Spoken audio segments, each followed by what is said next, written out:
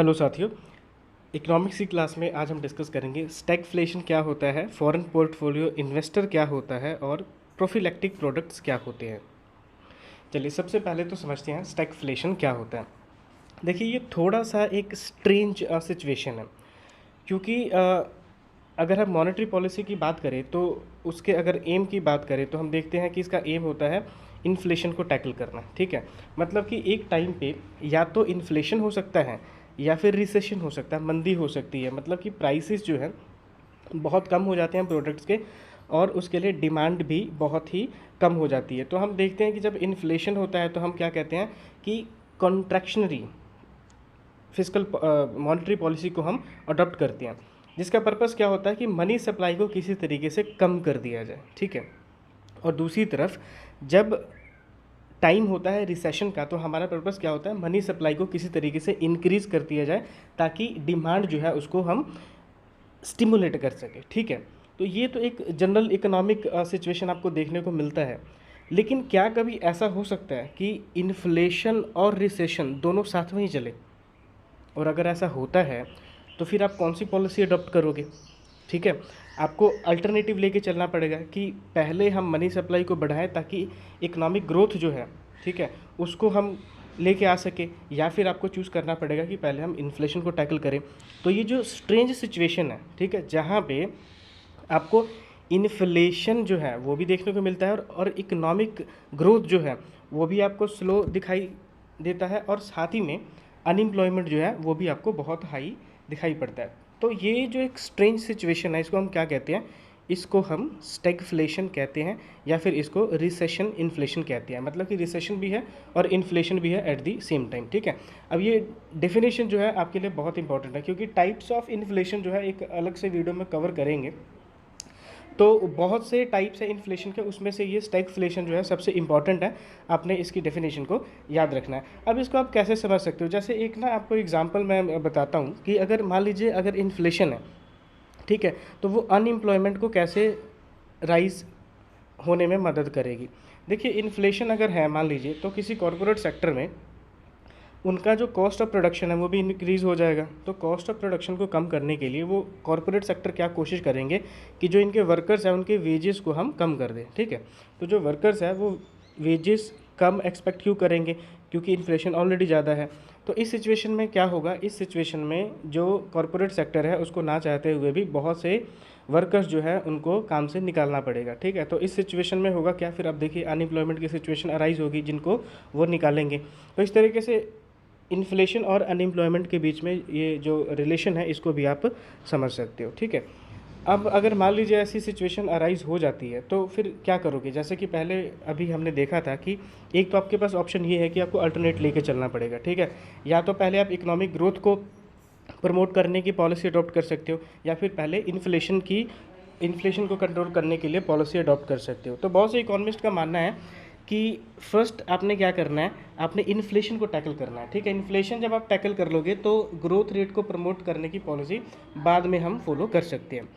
दूसरा एक बहुत इम्पॉर्टेंट जो यहाँ पे एस्पेक्ट है कि स्टैगफ्लेशन को कंट्रोल करने के लिए कौन सी पॉलिसी आप अडॉप्ट कर सकते हो।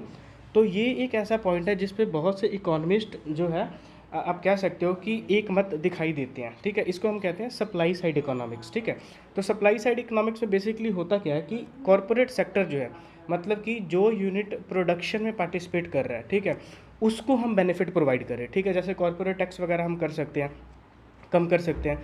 तो होगा क्या, अगर सप्लाई साइड इकोनॉमिक्स को आप प्रमोट करते हो तो स्टैगफ्लेशन से हम बहुत ही आसानी से टैकल जो है इससे कर सकते हैं।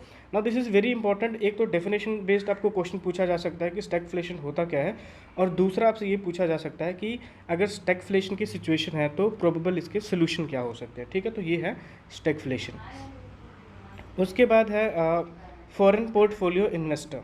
ठीक है, आपने दो टर्म्स सुना होगा, एक तो होता है फॉरेन पोर्टफोलियो इन्वेस्टर और एक होता है फॉरेन डायरेक्ट इन्वेस्टर। ठीक है, तो इस वीडियो में हम देखेंगे कि फॉरेन पोर्टफोलियो इन्वेस्टर होता क्या है, फिर एक छोटा सा कंपैरिजन करेंगे कि फॉरेन डायरेक्ट इन्वेस्टर फिर कौन होता है। ठीक है, चलिए, तो आपने याद रखना है जब कभी भी हम बात करते हैं फॉरेन पोर्टफोलियो इन्वेस्टर की, तो यहाँ पे बात की जाती है एक ऐसे इन्वेस्टर की जो अपने होम टाउन से, ठीक है, अपने कंट्री से दूसरे कंट्री में जाके इन्वेस्टमेंट करता है, ठीक है। और ये इन्वेस्टमेंट किस फॉर्म में करता है? ये इन्वेस्टमेंट करता है इन दी फॉर्म ऑफ इक्विटीज़ या शेयर कह सकते हो, या फिर बॉन्ड मार्केट में पैसा लगाता है, या फिर म्यूचुअल फंड में पैसा लगाता है, ठीक है। अब यही डिफरेंस है यहीं पे, ठीक है। जब हम बात करते हैं एफडीआई की, फॉरेन डायरेक्ट इन्वेस्टर की, जब हम बात करते हैं तो वो क्या करता है, वो फिजिकल, ठीक है, फिजिकल यूनिट में पैसा लगाता है, मतलब कि अपना खुद का एंटिटी यहाँ पे आके बनाता है। एग्जाम्पल अब ले सकते हो, मारुति सुजुकी होगी, तो अगर ये इंडिया में आते हैं तो इनके ऑफिस भी होंगे, ठीक है, इनकी फैक्ट्रीज वगैरह भी होंगी। तो इसको सुजुकी को क्या कहेंगे हम? इसको फॉरेन डायरेक्ट इन्वेस्टर कहेंगे, ठीक है। लेकिन अगर कोई ऐसा इन्वेस्टर जो कि सिर्फ शेयर मार्केट में पैसा लगा रहा है, बॉन्ड मार्केट में पैसा लगा रहा है, तो उसको हम क्या कहेंगे? उसको फॉरेन पोर्टफोलियो इन्वेस्टर कहेंगे। तो इस अब ये भी याद रखना आपने कि इनके पास कुछ खास ज़्यादा पावर होता नहीं है, ठीक है, ये थर्ड लाइन में मेंशन है। अब हमारे लिए जो काम की बात है, जो सबसे इम्पोर्टेंट है, कि रिसेंट में आपने देखा होगा कि बहुत से फॉरेन पोर्टफोलियो इन्वेस्टर जो है वो इंडिया छोड़ के जा रहे थे, ठीक है। तो इस पे प्रोबेबल आपका क्वेश्चन बन सकता है कि क्यों, इसके पीछे क्या कारण था, ठीक है। कारण में आपसे क्वेश्चन पूछा जा सकता है। तो पहला कारण ये है कि इंडिया की जो इकोनॉमिक सिचुएशन थी, वहाँ पे कहीं ना कहीं आपको प्रॉब्लम देखने को मिल रही है। और दूसरा जो सबसे मेजर कारण है, ठीक है, इस पे आपसे प्रोबेबल क्वेश्चन पूछा जा सकता है। यूएस की फेडरल रिजर्व ने, ठीक है, यूएस की सेंट्रल बैंक ने इंटरेस्ट रेट इंक्रीज़ कर दिया। अब देखिए, जब कभी भी एक मेजर इकॉनमी, एक बहुत स्टेबल इकॉनमी जो है, अगर वहाँ पे रेट ऑफ इंटरेस्ट आपको ज़्यादा मिलेगा, ठीक है, तो कोई भी इन्वेस्टर जो है वो उसी कंट्री में जाके पैसा इन्वेस्ट करना ज़्यादा प्रेफर करेगा, ठीक है। तो ये एक बहुत बड़ा रीज़न है कि यूएस की फेडरल बैंक ने इंटरेस्ट रेट को इंक्रीज़ कर दिया था। तो इसको देखते हुए भी फॉरेन पोर्टफोलियो इन्वेस्टर जो थे इंडिया के, वो यहाँ से पैसा निकाल के यूएस में जाके इन्वेस्ट करना इन्होंने शुरू कर दिया, ठीक है। अब इन दोनों का रिजल्ट क्या होगा, ठीक है, इन दोनों का रिजल्ट ये होगा कि इंडिया की जो करेंसी की वैल्यू है वो डिक्रीज़ हो जाएगी, ठीक है। तो कंसिक्वेंस में भी आपसे क्वेश्चन पूछा जा सकता है कि जब कभी फॉरेन इन्वेस्टर जो है, फॉरेन पोर्टफोलियो इन्वेस्टर अगर इंडिया से पैसा लेके बाहर चले जाते हैं, तो उस केस में इंडियन करेंसी जो है उस पर इसका क्या इम्पैक्ट पड़ेगा, ठीक है। तो इम्पैक्ट क्या पड़ेगा? इसकी वैल्यू में आपको डिप्रिसिएशन जो है देखने को मिलेगा। Third is prophylactic product.